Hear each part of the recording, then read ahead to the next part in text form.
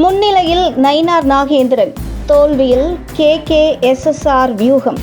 சாத்தூர் தொகுதி கள நிலவரம். நடைபெற்று வரும் 2026 சட்டமன்ற தொகுதிக்கான தேர்தலில் சாத்தூர் சட்டமன்ற தொகுதி ஒட்டுமொத்த தமிழகத்தின் கவனத்தையும் ஈர்த்து வருகிறது.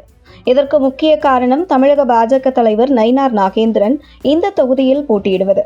குறிப்பாக சாத்தூர் தொகுதியின் கள நிலவரம் மேலோட்டமாக இல்லாமல் அடிமட்டத்தில் சென்று ஆய்வு செய்ததில் இந்த தொகுதி பாஜக மாநில தலைவருக்கு சாதகமாக இருப்பதை பார்க்க முடிகிறது.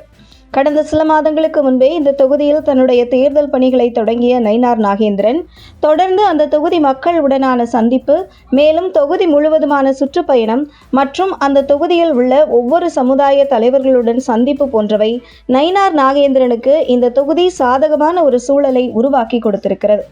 குறிப்பாக சாத்தூர் தொகுதியில் உள்ள நகர்ப்புற பகுதிகளிலும் கிராமப்புற பகுதிகளிலும் அங்கே வசிக்கக்கூடிய பொதுமக்களுடன் நயினார் நாகேந்திரனுக்கு இருக்கும் நேரடியான ஒரு தொடர்பு அவருக்கு மிகப்பெரிய பலமாக பார்க்கப்படுகிறது. மேலும் இளைஞர்கள் மற்றும் புதிய வாக்காளர்கள் வாக்குகளை ஓரளவு நடிகர் விஜய் பிரித்தாலும் கூட அந்த வாக்குகள் முழுமையாக திமுகவுக்கு செல்லக்கூடிய வாக்குகள் தான் என்பதால் நயினார் நாகேந்திரனுக்கு விஜய் பிரிக்கும் வாக்குகளால் எந்த பாதிப்பும் இல்லை என்கிறது கருத்து கணிப்புகள்.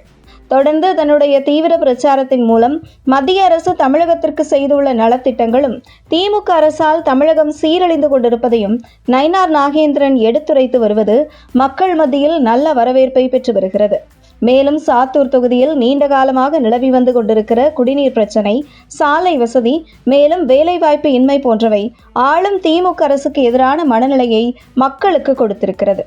மேலும் அதிமுக மற்றும் பாஜக அமமுக கூட்டணிகளின் ஒற்றுமையாக, அதே நேரத்தில் திமுக கூட்டணியில் திமுகவிற்கும் காங்கிரசுக்கும் இடையிலான பிரச்சனை திமுக கூட்டணிக்கு பலவீனமாகவும் தேசிய ஜனநாயக கூட்டணியில் போட்டியிடும் பலமாகவும் பார்க்கப்படுகிறது.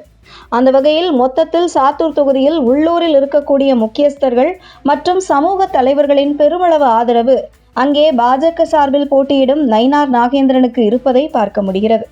அதே நேரத்தில் 5 ஆண்டு திமுக ஆட்சியை அகற்றுவதற்கான ஒரு மனநிலையில் மக்களும் இருந்து வருவது நிச்சயம் இந்த தொகுதி மக்கள் மாற்றத்தை எதிர்பார்த்து கொண்டிருக்கிறதையும் கருத்து கணிப்புகள் மூலம் பார்க்க முடிகிறது. அந்த வகையில் சாத்தூர் தொகுதியில் வெற்றி பெறுவதற்கான வாய்ப்பு மிக பிரகாசமாக இருப்பதையே உறுதி செய்கிறது தேர்தல் கள நிலவரங்கள்.